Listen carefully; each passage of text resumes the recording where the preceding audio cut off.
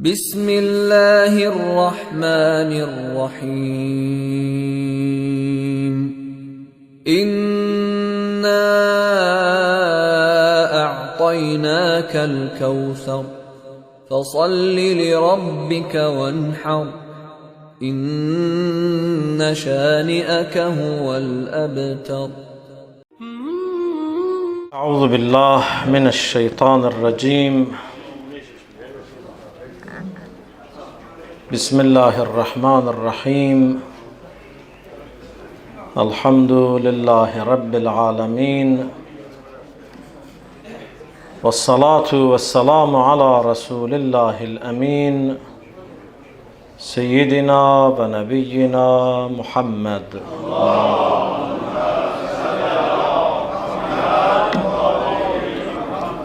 وعلى أهل بيته الطيبين الطاهرين المعصومين المكرمين واللعن الدائم على أعدائهم أجمعين من الأولين والآخرين إلى لقاء يوم الدين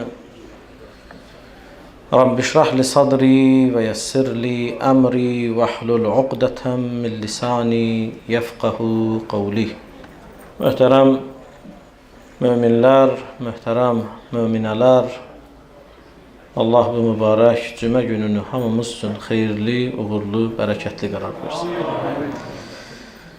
Bu gözəl günün feyz və bərəkətindən Allah bizləri binəsib eləməsin. Dünyadan köçüb gedənlərimizi, şəhidlərimizi Allah rəhmət eləsin. Əskər balalarımızı, qəriblərimizi Allah hifz eləsin. Dünyamıza əmin-amanlıq versin, müşkül və problemlərimizi həll eləsin. Darda olanlarımıza tezliklə nicat versin. İmam Zaman ağanın zuhurunu tezləşdirsin. Zuhuru ilə dünyamızı gözəlləşdirsin. Bizləri ağanın zuhuruna hazır olanlardan, qəlbini razı salanlardan qərar versin. Hamımızın aqibətini, axirətini xeyirli və izzətli qərar versin inşallah. Bütün bu dualarımızın qəbulundan ötürü Muhammed və Ali Muhammedi 3 dəfə ucalı salavatla yad edirik.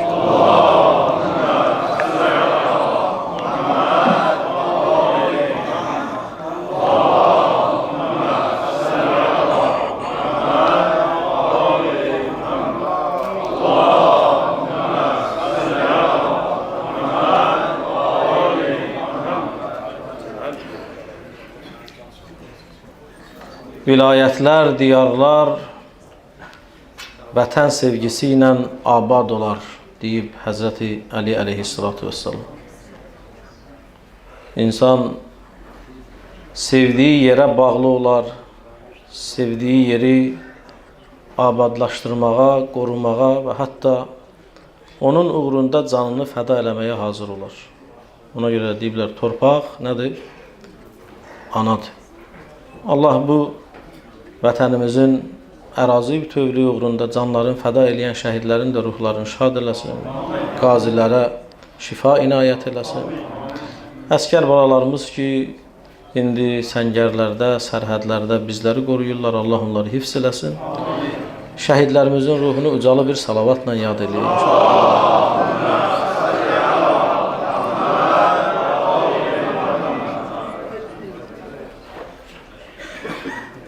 Ona görə də bizim kimliyimizdən asılı olmayaraq insan həmişə öz torpağına, vətəninə bağlı olur.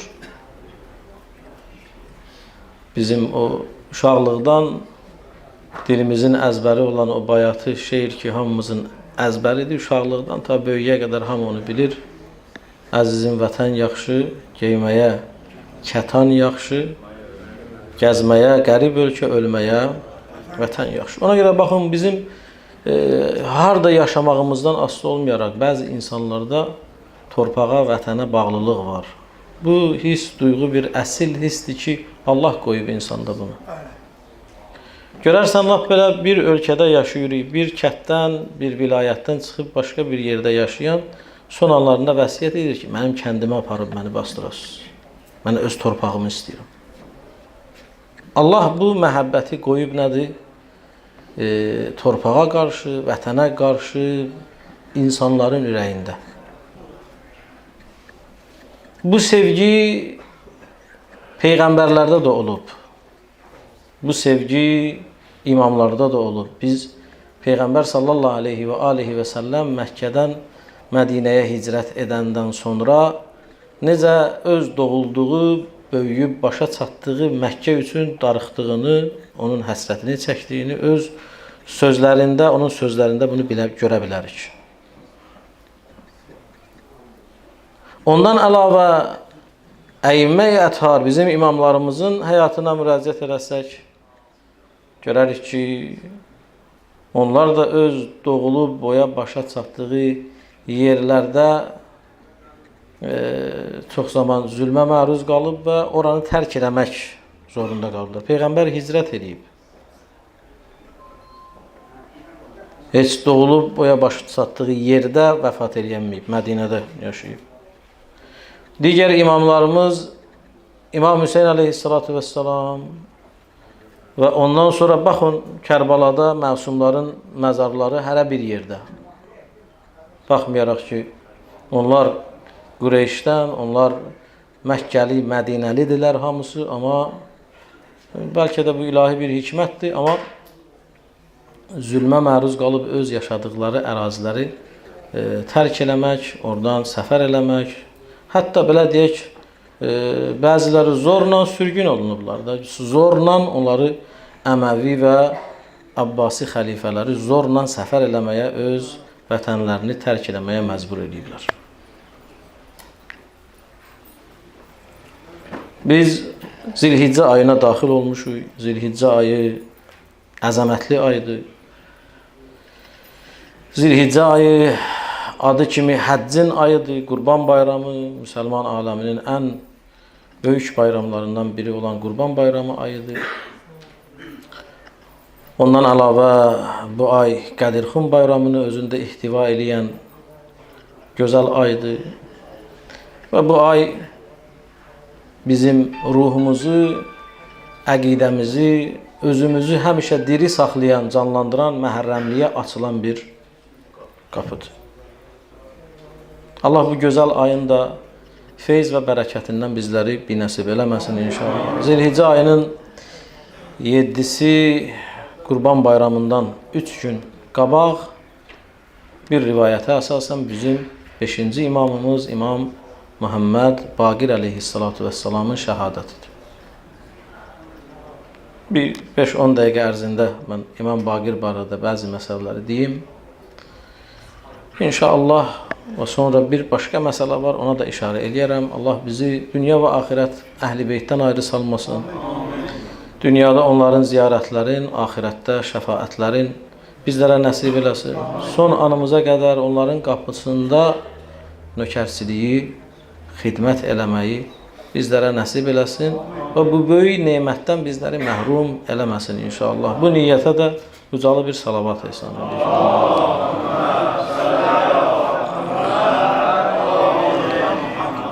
İmam Baqir və İmam Sadiq aleyhissalatu vesselamın bizim dinimizdə onların əzabını, zəhmətini, rollarını heç bir şəxs dana bilməz.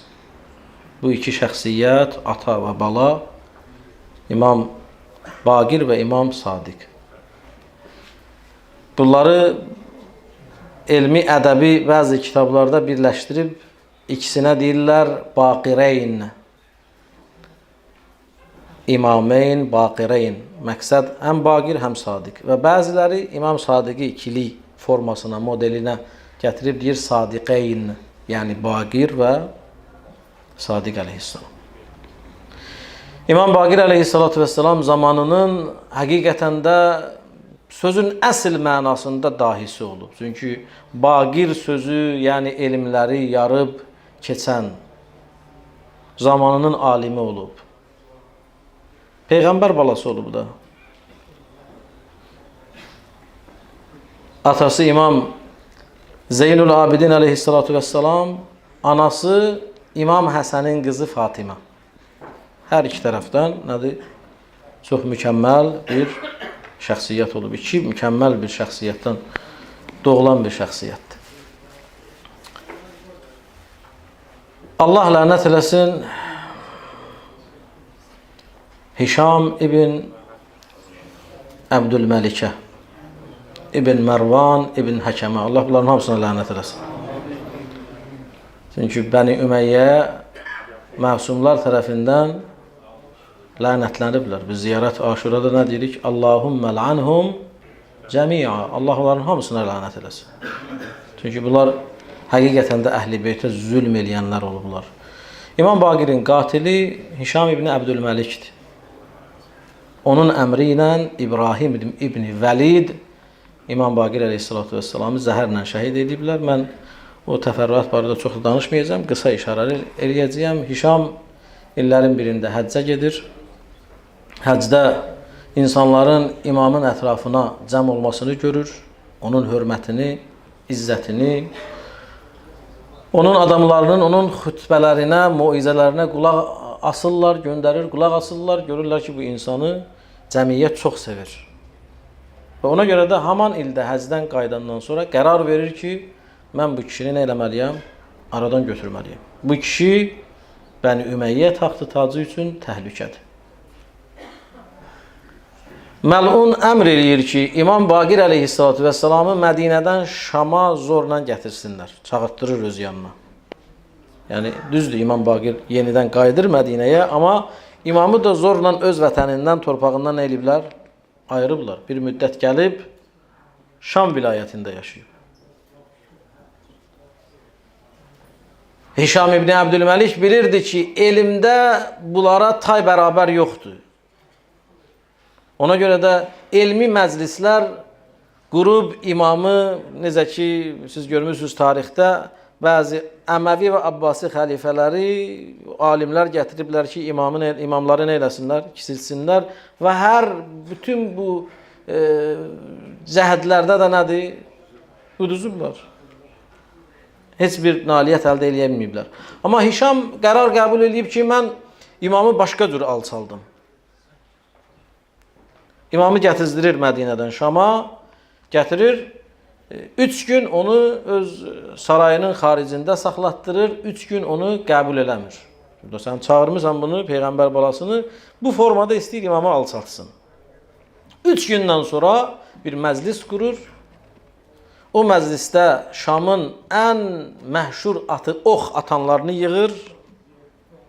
Cəm edir ora ki, mən daha bu elmi məsələlərdə buna bata bilmərəm. Sadəcə olaraq mən bunu belə bu cür alçaltmaqla, rüsva eləməklə, kiçiltməklə bunu gözdən salım.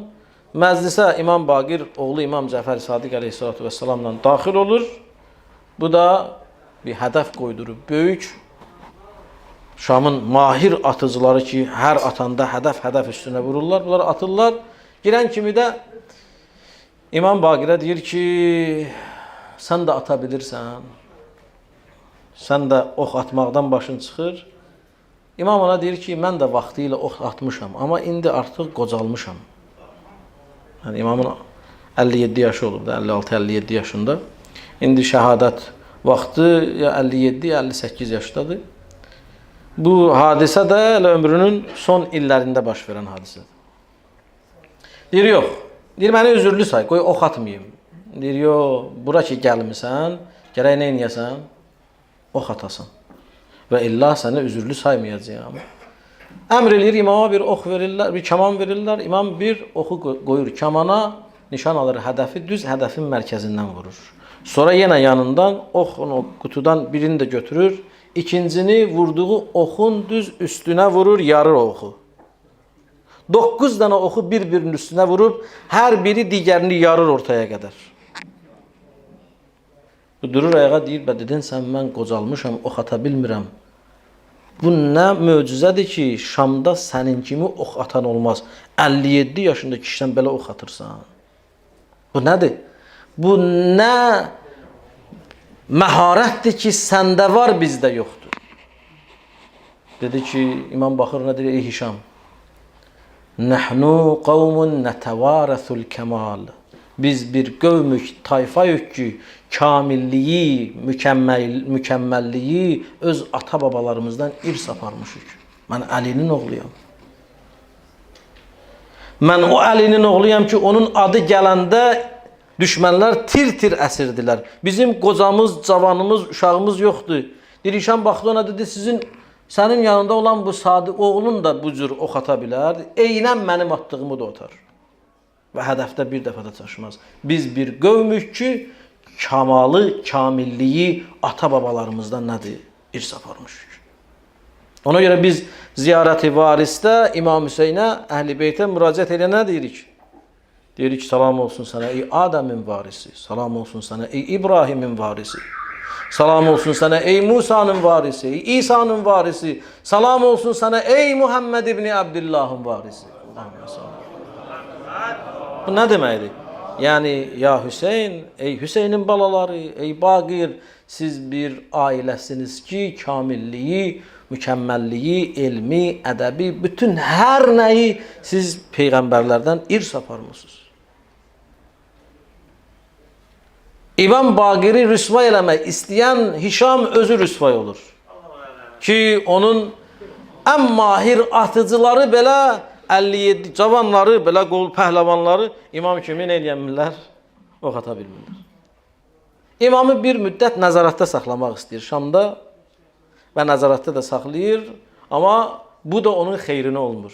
İmam hər yerdə oturur, insanları cəm eləyir, görür ki, vay, Əhl-i Beyt tərəfdarlarının sayı yavaş-yavaş artırmaqdadır. İstəyirəm mən, o bizim el dilində istədim, qaşı düzəldim, vurub gözdə çıxartdım. Bu öz aləmində belə düşünür ki, mən istədim bir yaxşı iş görüm. Görürəm ki, nədir? Şamda da bunun tərəfdarları artmaqdadır.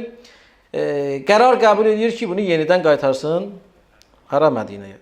Bəziləri bu hadisə ki, indi nəql eləyəcəm, bu hadisədən sonra imamı deyir bir müddət zindana salır. Zindandan sonra isə nədir? Azad eləyib göndərir Mədinəyə. Əziz qardaşlar, imam günlərin birində Şamda oturub mərkəzi bir yerdə ətrafında insanlar cəm olublar, sual verirlər, Peyğəmbər oğlundan elm öyrənirlər. Görür ki, bir qrup xristiyanlar bir səhraya tərəf gedirlər. Sual verir ki, bu xristiyanlar hara gedirlər? Deyir, bunlar o səhrada bir təpə var, bir dağ var, o dağda mağara var, o mağarada bunların böyük alimlərindən biri yaşayır. Bunlar ildə bir dəfə, haman bugün gedib öz alimləri ilə görüşürlər. Onları maraqlandıran sualları verirlər ona, öyrənirlər, gəlirlər. O alim də İsa Peyğəmbərin həvarilərindən birini görüb, ondan öyrənib. Çox savadlı, samballı bir alimdir. Bunlar da onun görüşünə bu cür tələsirlər. Bu ildə bir dəfə baş verir. Bir imam Sadiq deyir, atam İmam Baqir durdu, öz üzünü bir şeylə bükdü. Özünə belə niqab formasına bir şey bükdü. Mən də deyir, atamın yanında qoşuldu bu xristiyanlara, gəldik haman bu böyük alimin məhzərinə. Bəli, bunu çıxartdılar, deyir, bəhbəhlə bunun üçün bir kürsü qoydular, ağsaqqal kişi idi, çox yaşlı idi. O qədər yaşlı idi ki, qaşları gözlərinə düşməsin, örtməsin deyə qaşlarını dəsmalla bağlamışdılar, deyir. Yaşlı kişi idi. Deyir, bunun gözlərini biraz qaldırdılar ki, bir yolu gördü. İmam Baqir deyir, İlan kimi iti baxışları var idi. Belə vəsfdir, imamın vəsfidir ya. Deyir, baxdı məclisdə, baxdı, gözü sataşdı mənim atam İmam Baqirə. Deyir, sual verdi ki, sən bizdənsən ya bu rəhm olunmuş ümmətdən? Yəni, müsəlmansan. Deyir, atam cavab verdi ona ki, mən rəhm olunmuş ümmətdənəm, sizdən deyiləm. Bir dəfə də deyir, atama sual verdi, sən o ümmətin alimlərindənsən ya cahillərindənsən? Deyir, imam ona baxdı, dedi ki, mən bu ümmətin cahillərindən deyiləm. Demədi aliməm, amma ümmətin cahillərindən deyiləm. Yaxşı, deyir, sən mənə sual verirsən, mən sənə sual veririm. İmam ona deyir ki, ürəyindən nə keçir, o sualı mənə verə bilərsən. Deyir, sənə bir neçə sualım var. O sualları mənim üçün cavablandır. Birinci sual bundan ibarətdir ki, siz müsəlmanlar deyirsiniz ki, insanlar bu dünyadan sonra, yaxşı insanlar cənnətə gedəcəklər. Cənnətdə növbə-növ meyvələrdən, ətlər, nə bilim, nə yiyib, içərlər, qidalanarlar, amma cənnətdə ifrazat yoxdur. Necə ola bilər ki, bir insan, bir bəşər yesin, qidalansın, amma o qidanı çölə çıxarmasın, ifraz olunmasın ondan. Sən bunu mənə sübut eləyə bilərsən ki, cənnətdə mən deyirəm cənnətdə yemək içmək yoxdur. Necə sübut eləyə bilərsən ki, cənnətdə yemək içmək var, amma ifrazat yoxdur. Yəni cənnət pak məkandır, oranı heç kim nəzis eləyə bilməz. İmam baxır deyir, mən sənə elə yaşadığın bu dünyadan təcrübə olunmuş bir cavab verəcəyəm. Deyir, yaxşı, ana bətnində olan körpə yeyir, ya içir, ya yeyib içmir. Deyir, yeyir, içir. Ana bətnində uşaq qidalanır. İndi nə Allah onun ruzusunu qoyub burada onun üçün. Görürsünüz, ana məsələn 9 ay istisnalar var, qadın heyz görmür, heyz qanı görmür. Ana bətnində uşaq, körpə orada qidalanır. Deyir, yaxşı, ana bətnində necə ola bilər ki, uşaq qidalanır, amma çölə bayra çıxmır. Qidalanır, amma çölə bayra çıxmır. Eləcə də Allah cənnətdə insanları qidalandıracaq, amma onlar çölə bayra çıxmayacaqlar. Deyir, baxdı imam, atam Baqirə dedi ki, bəs sən dedin, mən bu ümmətin alimlərindən deyiləm. Dedi, demədim alim, mən dedim cahillərindən deyiləm. Dedi, yaxşı, yenə mən sənə sual verim, sən mənə sual versən. Dedi, yenə soruş. Sən gündə elə bir saat mənə göstərə bilərsən ki, o nə gecənin saatlarından olsun, nə də günüzün saatlarından olsun. İmama sual verir. Bir saat mənə denən ki, bu 24 saat ərzində o zaman, o vaxt nə gecədəndir, nə də nədir? Gündüzdəndir. Deyir, bələ deyə bilərəm. Sübh namazından, fəcrin vaxtından gün çıxana qədər olan zaman nə gecədəndir, nə də gündüzdəndir. Dedi, bəs o necə nə gecədəndir, nə gündüzdəndir? Hansı zamandır? O Allahın nədir? O cənnətin zamanlarındandır. Ona görə də bizim insanlarımız ruzilərin o vaxtını eləyirlər, əldə eləyirlər. O insanlar şəfalarını, xəstələrimiz o vaxtı tapırlar. Bax, mötərizə arasında deyirəm, ona görə deyirlər, o vaxtı yatmaq nədir? Məkruhdur. Çünki o cənnət zamanıdır. Nə gecədəndir, nə gündüzdəndir. Mübarək zamandır. Ona görə hədislər deyir, biz məsələn yatırıq, indi heç mümkün də deyir, məsələn, yatmayaq hamımızdan. Mən də yatıram, siz də yatırsınız. Saat 4-də məsələn, sübh azanıdır, 8-ə qədər o zamanda insan yatmalıdır. Amma orada ən azı ondan bir hissədən, yəni heç olmasa bir yarım saat, 15 dəqiqə o zamandan istifadə eləmək lazımdır. Dua, zikr elə, sonra yat. Amma ən azından boş vermə hamısını. Baxdı İmam Baqirə dedi, bəs sən dedin ki, mən bu ümmətin alimlərindən deyiləm. Dedi, dedim sənə ki, cahillərindən deyiləm. Baxdı, xristiyanlar da ətrafda oturub baxır. Dedi, yaxşı, ay mənim müridlərim, indi buna elə bir sual verəcəyəm ki, eşşək palçığa batan kimi bu da batıb çıxa bilməyəcək. İmam üçün deyir. Baxır imama, deyir, yaxşı, sənə bir sual verim. O hansı əkiz övladlardır, iki qardaşdır ki, bir gündə ananın rəhminə düşüblər. Nütfələri bir gündə formalaşıb. Bir gündə doğulublar və bir gündə ölüblər. Amma ölən gündə birinin 50 yaşı, digərinin 150 yaşı olub. Suala baxın. Eyni gündə doğulublar. İki qardaşdılar, əkizdilər. Eyni gündə də ölüblər, amma ölən vaxtı birinin 50 yaşı olub, birinin də 150 yaşı.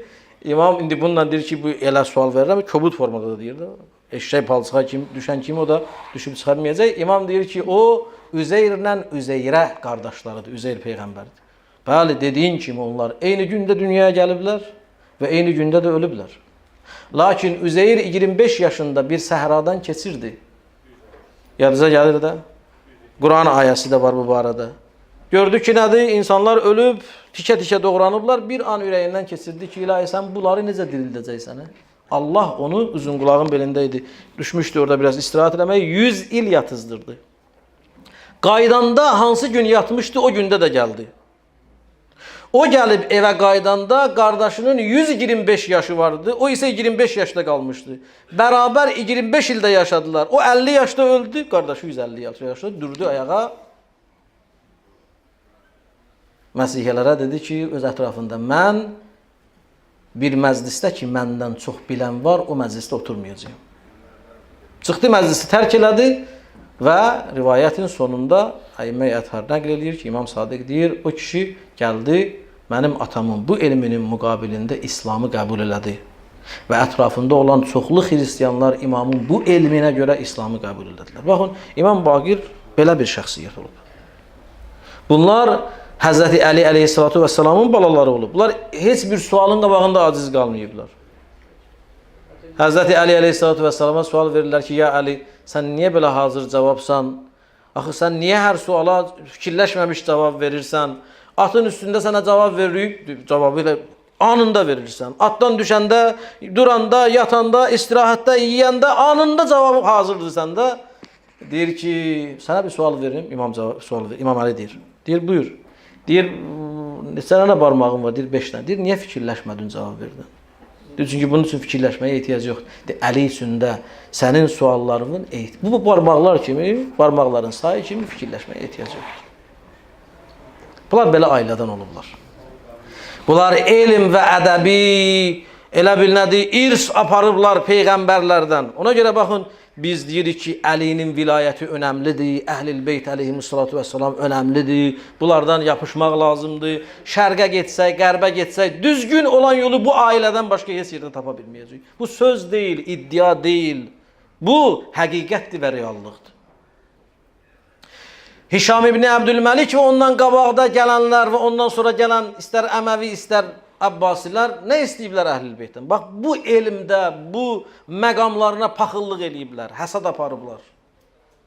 Onlar öz elmlərinin, ədəblərinin, öz alicənablıqlarının, öz böyüklüklərinin qurbanı olublar. Onlar təkəbbür eləyiblər. Bax, məsələn, bu xristiyan kimi elmin qarşısında təvazökarlıq eləyib durub haqqı qəbul eləsən, eləməyiblər. Ona görə də baxın, bu hadisədən sonra imamın səsi, sədası bütün Şamı əhatə eləyib, tez nədir? İmamı Şamdan uzaqlaşdırır. Vətənindən xaric edib gətirib bura. Amma yenə də qaytarıb ara Mədinəyə. Allah lənət eləsin Hişam ibn Əbdülməlikə. Əmr eləyib İbrahim ibn Vəlidə imamı zəhərləyiblər. İki rivayət var onun zəhərlənmə formasında, necə zəhəri təqdim ediblər. Bəziləri məşhur rivayət budur ki, İmamın atının yəhərini zəhərləyiblər. Yəhərə elə sirayət eləyən, dəriyə keçən zəhər vurublar ki, imam o yəhərin üstünə oturanda o tərin vasitəsi ilə o zəhər keçib onun dərisinə və bir müddətdən sonra onu o zəhər təsir eləyib, xəstəliyə tutulub, evində nədir? O zəhərin sayəsində nə eləyib? Şəhid olub. Və bəziləri deyirlər, bala zəhər qatıb veriblər ona. Hər iki rivayət var, amma məşhuru budur ki, atın belində imamın zəhərlə şəhid olmasında şək yoxdur. Hamı, bütün tarixçilər deyirlər. Amma zəhəri nəyə qoyublar? İki rivayət var. Biri balda deyir, biri isə nədir? Bir qrupları, məşhuru isə bu atın yəhəri məsələsidir. İmam əleyhissalatu vəssalam bu zəhərin təsirindən evində bir müddət xəstə yatır. Allah zalimlərə lənət eləsin. Onun nəticəsində İmam Baqir əleyhissalatu vəssalam oğlu İmam Cəfər Sadiq əleyhissalatu vəssalama son günlərində bir neçə vəsiyyətləri olur. Vəsiyyətlərindən biri də 3 parçada mənə kəfən biçəsən, 3 parçada məni kəfən geyindirərsən. Bir parça ki, cümə günündə namaz qıldığı parça. Ona görə baxın, namaz qılan libas çox önəmlidir. Mən bu imamın tarix danışmaq istəmirəm. Danışanda da gərək bir şey öyrənəsən, bir nəticə çıxarasan. İmam vəsiyyət edir ki, mən namaz qıldığım paltarda məni nə eləyəsiniz? Cümə günü namaz qıldığım paltarda. Və digər vəsiyyət edib, 3 kəfən deyib, mənə 3 kəfən geyindirəsiniz. İndi baxın, namaz qılan libas çox önəmlidir. Çünki sən Allahla nədir? Rabitədə olursan, Allahla danışırsan. O paltar önəmlidir. Ona görə insan gərək o anda gərək özü üçün ən pak libaslarını geyinsin. Və ən yaxşısı budur ki, insan özü üçün nədir? Namaz qılmaq üçün xüsusi bir gözəl yeri olsun, gözəl paltarı olsun. İmam haman paltarı cümə günü geyinmərmiş, namaza geyinərmiş və vəsiyyət eləyir İmam Baqirə ki, onu mənə kəfən kimi nədir? Bükəsiz. Ondan sonra İmam Baqir həqiqətən də digər imamların eləmədiyi çox təəccüblü bir vəsiyyət eləyib. Bu günləri mən bunu buradan deyirəm və bunu yadınızda saxlayın. İmam Baqir əleyhissalam halal zəhmətindən İmam Sadiqə pul verir. Deyir, bu məbləği oğlum özündə saxla. 10 il, 10 il, 1 il, 2 il yox ha. 10 il, hər il həc mövsümündə Minada mənim üçün ehsan verirsən. Mənim üçün məclis qurarsan. Qoy insanlar mənim üçün nə eləsinlər, məni yada salıb, mənim üçün ağlasınlar, mənim üçün Quran ayələri. 10 il vəsiyyət edir. Bu İmam Baqirə məxsus bir vəsiyyətdir. Bu günləri, məsələn, ay məclislər belədir, biz məclisləri yavaş-yavaş çirkin çıxarmışıq da. Yığışdırmışıq demək olar. Yəni, bir gündə, bir gündür, bir gün, ya gün yarım. Amma o məclislərin həqiqətən də nədir? Dəyərli məclislər olur. Quran məclisləridir də o. Quran məclisidir. O məclislərə gərək diqqət olunsun. Təbii ki, hər şey öz mənasını itirib. Bu məclislər də yavaş-yavaş bu cürdür. İndi deyirsiniz ki, o məclislərdə nə var ki? Qabaq Quran oxunurdu, bəli. İndi Quran oxunmur. Bu da bir eyb. Oxunmur necə? Bu günləri qabaq necə edib? Siz burada hamımız bizdən kəranlıyıq da. 3 gün, 7 gün hər nə olurdusa, cəmiyyət, bütün kəndin Quranxanları otururdu, günə 2 dənə, 3 dənə Quran oxunurdu, rəhmətli işdir. İndi, valla bilmirəm, biz məclisdə özümüzü dolamışıq, ya cəmaatı ələ salmışıq, oxunmamış Quranlar tapşırırıq biz. Necə olacaq bizim aqibətimiz? Oxunmamış Quranlar tapşırırıq. Quran qalır orada, 5 gün, 3 gün oturub orada bir cüz oxuyur, çay içir, xurma yiyir falan, ağlam dəyib bir-birinə. İndi ev yəsində deyir ki, rasxod çox olmasın, mən üzr istəyirəm bu ifadəmə görə. Da Quran oxuyan gətirmə, hər şey özündə. Molla da Nescafe kimi 3-ü birindədir. 3-ü birində, hər şeyi özü icra edir. Bu adam nə Quran oxusun, danışsın, nə eləsin bilmirəm. Qabaq Quran xan olardı onun yanında, bir Quran oxuyardı, 5-6 ayət tilavət eləyərdi. Bir nəfərin işi ancaq Quran bu Quran oxunmalıdır da. Mən buradan demişəm, xanım Fatimə-i Zəhra Həzrəti Əliyə vəsiyyət nə eləyib? Əli, mən dəfn eləyəndən sonra, məni dəfn eləyəndən sonra məni tək qoyma. Gecələr gəlib, mənim üçün nə elə? Şu Quran oxu, kişi. Bu günləri biz Quran oxuyanların hamısını ləğv eləmişik, məclislərimiz olub ancaq yemək, içmək. Bəli, belə, əgər məclis belədirsə, bunun olmasındansa olmaması yaxşıdır. Yox, əgər keçmişdəki məclislərimiz ki, Quran oxuyardılar, 5 nəfər, 6 nəfər, 5 nəfər istəməyək, 1 nəfər Quran oxusun. Sən gəl ev yiyəsi tələb elə ondan ki, kişi, mən səni Quran oxumağa gətirmişəm. Ondan sonra gəl tapşır. Neçə dənə oxumusunuz? O bizdə hacılar, hacı mənə dedi ki, gəlmişəm, soruşmuşam, neçə dənə oxumusan? 3 dənə, 4 dənə. Nəyi tapşırırsan da sən? Həqiqətən də nəyi tapşırırıq biz? Oxumadığımız bir şeyi tapşırırıq. Və sonra mən ondan aldığım pulu necə yiyirəm? Söhbət buradan gedir də. Mən pul almışam axı. Mən Quranxan kimi oturmuşam, güya Quran tilavət eləmişəm. Çaydan, xurmadan, çərəzdən, zaddan yemişəm özüm üçün. 3 gün, ondan sonra da nədir? Bəli, pulu da alıb qoymuşam cibimə gedirəm. Mən hər sahədə fırıldaqlıq var. Bu sahədə də var da qardaşım. Ona görə biz gəlin, biz məclislərimizdə özümüz məsuliyyətli olaq ki, əgər həqiqətən Quran məclisi qoymusansa, 1 nəfər, 2 nəfər qoy, işi Quran oxumaq olsun. Qoy 1 dənə Quran, 2 dənə Quran tilavət olunsun. Onun aldığı zəhmət də qoy halal olsun. Məclis də Quran məclisi adı verilsin. Məclisdə falan bunu yığışdırmışıq, onu yığışdırmışıq. Bəli də indi yavaş-yavaş ehsan yığışsın, falan eləsin, elə bir dənə belə külək əsən ki, hamımız hər şeyi yığışdırmaq istəyir. Elə bir hazırıq biz bu şeyə. Amma qaldı ki, bizim dinimizi bu günə saxlayan, elə bizim o nəyimiz olub? O məclislərimiz olub, qardaşlar. Məscidlər bağlı olanda o məclislərimiz olub. Amma indi o məclislərimiz ancaq nədir? Zarafat obyektinə çevrilir. İmam Baqir vəsiyyət edib ki, 10 il mənim üçün Minada nə eləyərsiniz? Məclis qurasınız. Öz pulunla ehsan verəsiniz. Böyük şəxsiyyətlər öz kəfən pulu ilə əlavə məclis pullarını da hazırlayırlar. Birdən oğlum deyər ki, kişi, ən yaxşı bir şey iş budur da. Baxın, insanlar, oğlum deyər pul yoxdur, falan deyib, bəsmək. İnsan hazırlayıb qoyub ki, mənim məclisimdə bu qədər Quran tilavət elətdirəsin. Ona görə, əziz qardaşlar, bu İmam Baqirin indi şəhadət günləri gəlir, mən bunu nümunə üçün deyirəm, bu məsələlərə diqqət eləmək lazımdır. Hər şeyi belə ixtisar eləməklə axırda hər şeyin dadını aparmışıq, ləzzətini aparmışıq, duzunu aparmışıq. Allah axırımızı xeyir eləsin inşallah. Bu İmam Baqirin şəhadət günlərində Allahdan istəyək, Allah gələn günlərimizi daha xeyirli, daha uğurlu, daha bərəkətli qərar versin. Allah Əhl-i Beytin dünyada ziyarətin, axirətdə şəfaətlərin bizlərə nəsib eləsin. Əli vilayətində bizləri sabit qədəm eləsin. Allah xəstələrimizə, xüsusən duaya ehtiyacı olan xəstələrimizə bir qardaşlardan, bizdən namaz qılan qardaşlardan biridir. Mən namaza gəlməzdən qabaq mənə zəng elədi. Oğlu və nəvəsi əməliyyatdadır. Oğlu da və nəvəsi onkoloji xəstədir. Oğlundan da donor götürüb keçirirlər. Allah sizin dualarınızı istədi. Allaha and verək. Peyğəmbər və Ali Peyğəmbərin xatirinə Allah o balaya və o ataya da tezliklə şifa inayət eləsin. Allah əlacı olmayan xəstəliklərlə bizləri imtihan eləməsin. Allah evlərində xəstə olanları onlara şifa verməklə tezliklə sevindirsin inşallah. Hamımızın aqibətini, axirətini xeyirli və izzətli qərar versin inşallah. En gözəl kəlam Allah kəlamıdır ki, Quran-ı Kərimdə deyir: Bismillahirrahmanirrahim. Vel-asri innel insane lefi khusr illellezine amenu ve amilussalihati ve tevasav bil-haqqi ve tevasav bis-sabr. Amenna billah. Sadaqallahul aliyyul azim. Vesselamu aleykum cemiyan ve rahmetullahi ve berekatuhu.